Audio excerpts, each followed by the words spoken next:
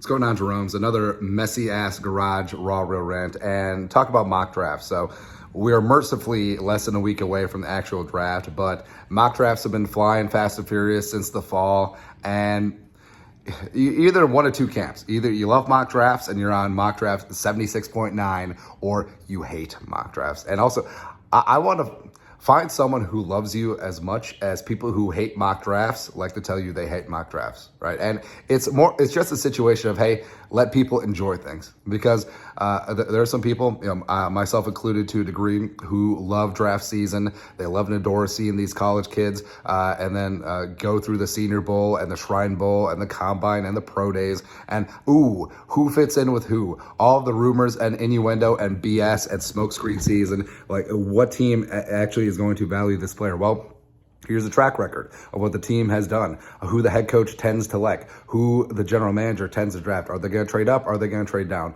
All of this, it's fun, man. It is fun. And I understand why people get bitter, because they're inundated with 75,000 different mock drafts for sure, but you don't have to read them.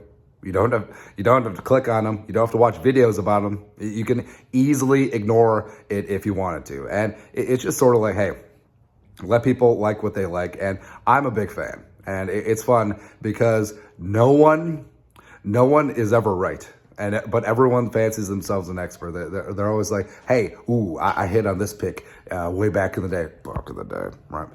But of course, they never talk about their misses. Where I, a fan of the draft, am very upfront about my misses. Like, I was worried about Justin Jefferson potentially being only a slot receiver in the NFL because I was worried that he couldn't get off of press coverage on the outside. Well, that was stupid.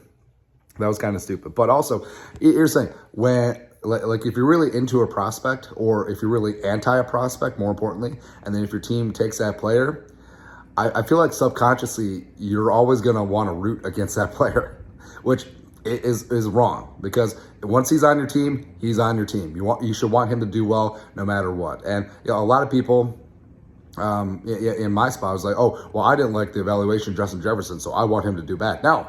Absolutely not. Or in this class, like, hey, you may have strong feelings for or against Will Levis, or for or against Hendon Hooker or Richardson or Stroud or whoever. But hey, guess what? If Kwesi, Kevin O'Connell, and that scouting department, if they determine that that guy's the guy and go get him, he's your guy. He's your quarterback now. That's right. Same thing with Kellen Mond. Like, some people love Kellen Mond. I was a fan. I thought they could bet on those traits. It didn't work out.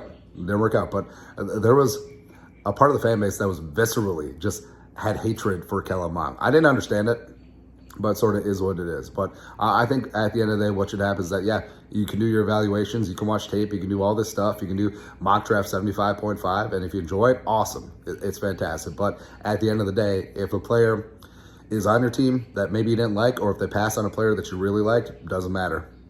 Doesn't matter, man, because your team is your team is your team. So you got to root for those kids no matter what. And every other prospect that your team didn't pick, they're dead to me.